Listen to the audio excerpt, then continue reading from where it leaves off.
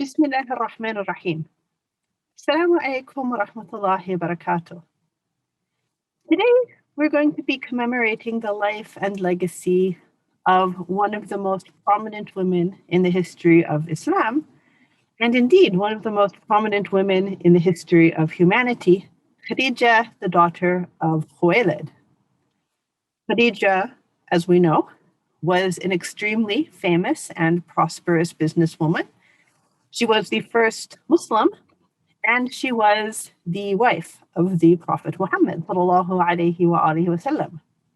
In fact, when we say that, sallallahu alaihi wasallam, may Allah's peace and blessings be upon him and his family, we are in fact referring to her descendants. So Khadija is also the matriarch of Islam. Quite a lot for one human being. The Prophet Muhammad ﷺ eulogized Khadija in these words that are before us. Khadija believed in me when all others disbelieved. She held me truthful when others called me a liar. She sheltered me when others abandoned me. She comforted me when others shunned me, and Allah granted me children by her, but not other women. Many of us can relate to these words.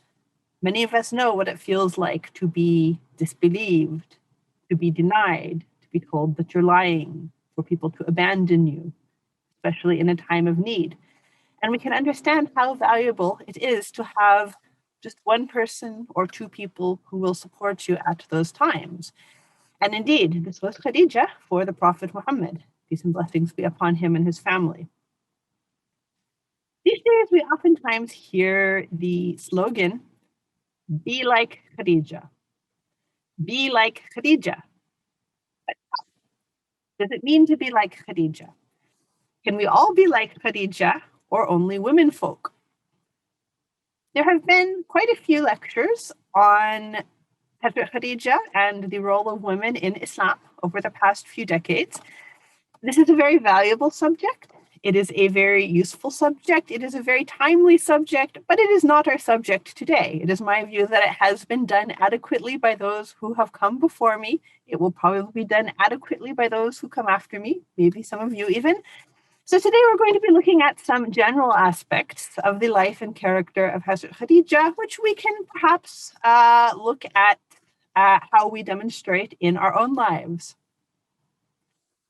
Now, to make this easier for everyone, all of these four characteristics we're going to talk about today start with the letter B. That's right. The four C's of Hazrat Khadija. Peace be upon her. The four C's are illustrated before us now. Some of them in words, some of them in graphics. The four C's that I feel best reflect Hazrat Khadija are courage, confidence, compassion, and community. There may be more C's beyond courage, compassion, confidence, and community. But if we can instill these, I think we'll be doing quite well. How do we demonstrate these qualities? There are three main aspects of her life which I feel reflect these characteristics greatly. What's in her very success, in her success as a businesswoman? Sometimes we might look at people who are very wealthy, the rich and famous, the people with 20 million followers on Twitter, and we might think, oh, it must be so easy to be one of them. I'd love to have their life. But as we know, when you actually move forward towards improving your situation, for example, trying to get a better salary or a better job, a better education, there's a lot of resistance. Some of the resistance comes from the people around you who don't like to see you changing. Some of the resistance is inner. It is easier to remain at a mediocre level than to excel and to be different. Khadija had the courage to excel. Not only was she an excellent businesswoman, but she is said to have been the wealthiest businesswoman in international trade in her city, thus earning her the title, the Princess of the Quraysh, not literally that she was the descendant of royalty, but because of the vast wealth she had amassed, and also something to do with community. We're not there. So it does take courage to succeed, and Hazrat Khadija had that unwavering courage and confidence. She also had confidence in herself and in the decisions she was making. She didn't look at herself and ask, can I do this? Should I do this? Maybe I shouldn't do it because I can't do it and it's too hard for me. These are things that I tell myself. They're not the things that she was telling herself, or she would not have been able to succeed. And so she had the confidence to move forward. And I would point out that, especially as a woman in a extremely male-dominated field, it definitely required a lot of courage and confidence for Hazrat Khadija to rise to the level that she did. You look at any male-dominated field today, construction work, for example, or being a construction overseer, it is difficult for women to, I say it's imposing for women to take on these jobs.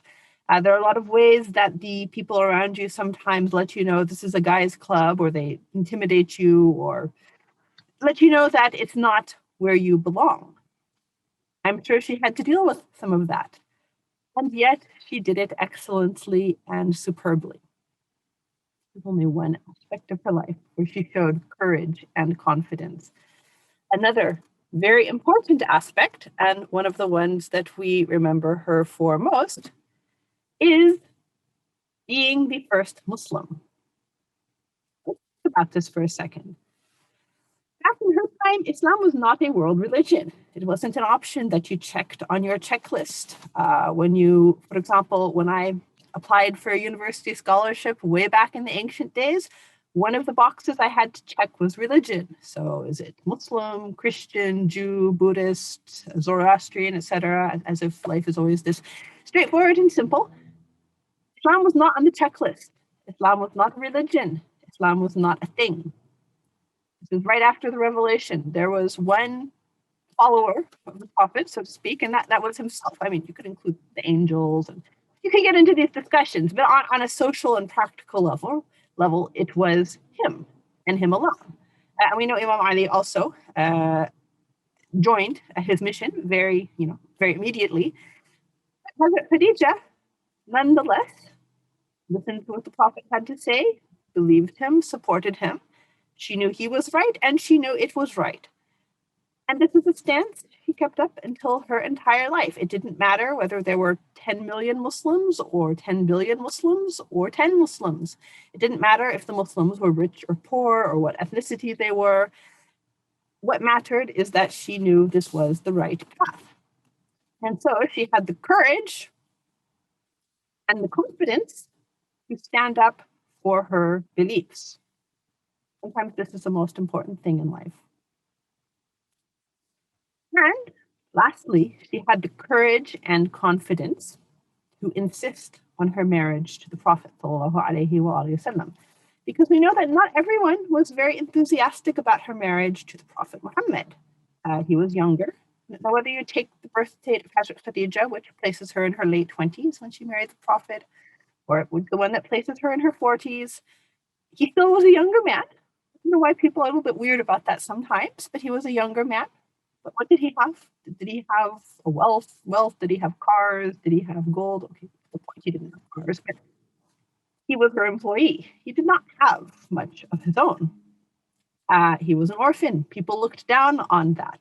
He was a respectable person. They didn't have a problem with his character, but they had a problem with his social status. Oh dear, what has changed? What has changed in over 1,000 years? There are so many busybodies who get involved in people's marriages. 99.9% of the time, they are people who have nothing to do with you. These people who complain about who you get married to, what country they're from, or what ethnic group they are they say it, or they not say it, etc. What is their job? They're not your close relatives. They're not your close friends. They're people who care about you or who will be there for you in times of need. Most of the time, it's just people who don't have anything better to do than gossip, right? Now, sometimes there are important people to you who get involved in your life, but I'm talking about the unfortunate habit that human beings have sometimes. The flap.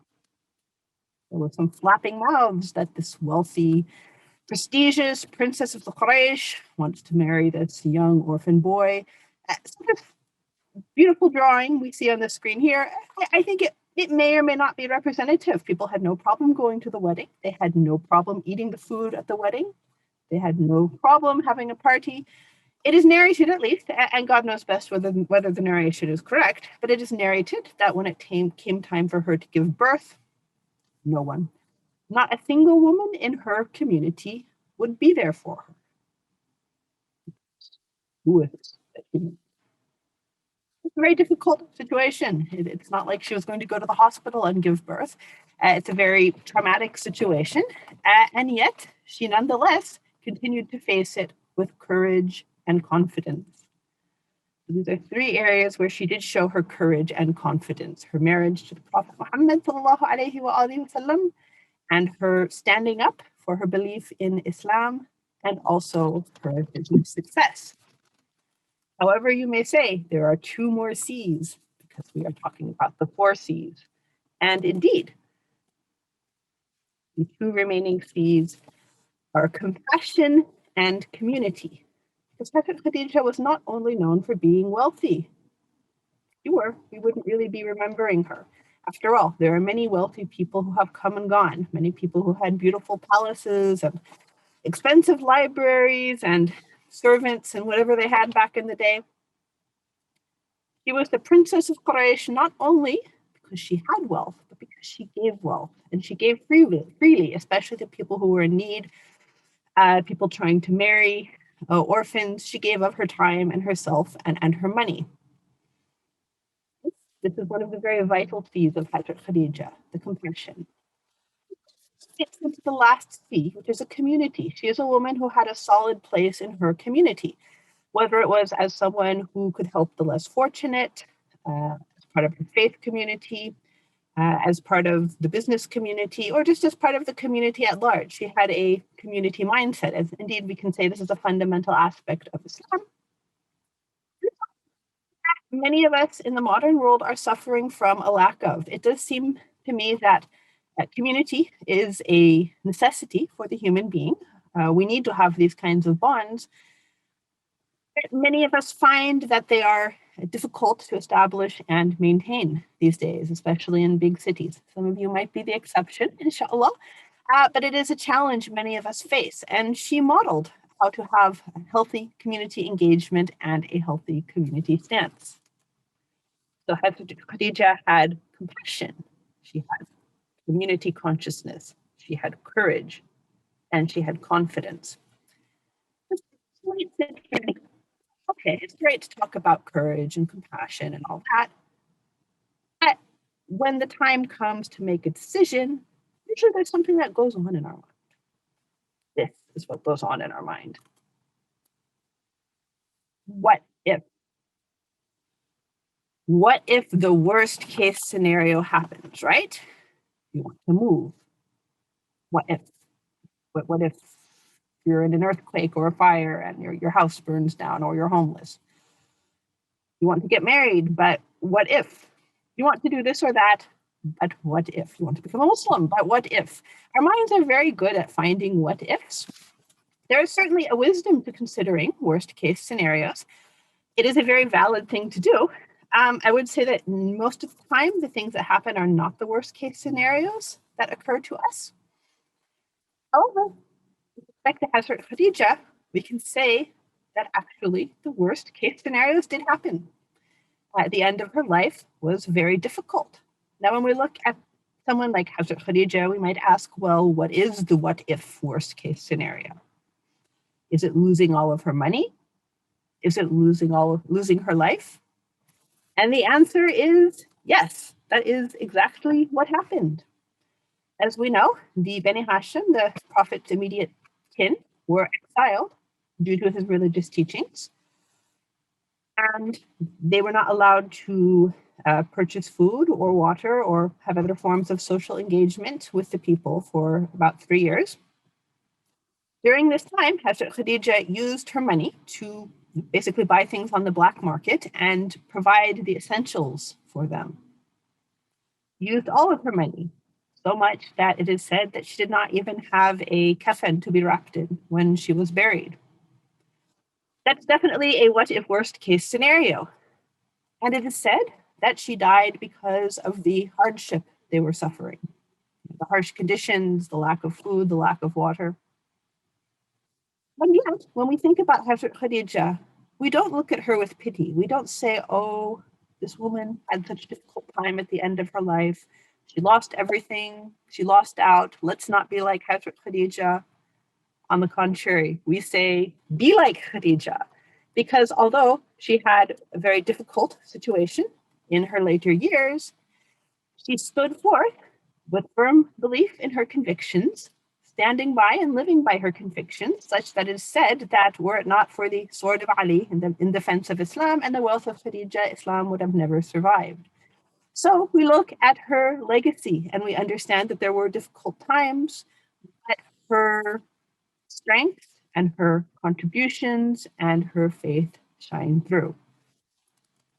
So these are some ways we can be like Hazrat Khadija, and inshallah, we hope to attain a position in heaven like Hazrat Khadija, where undoubtedly she is enjoying nearness to Allah and the mercy of Allah. Wassalamu alaikum wa rahmatullahi wa barakatuh.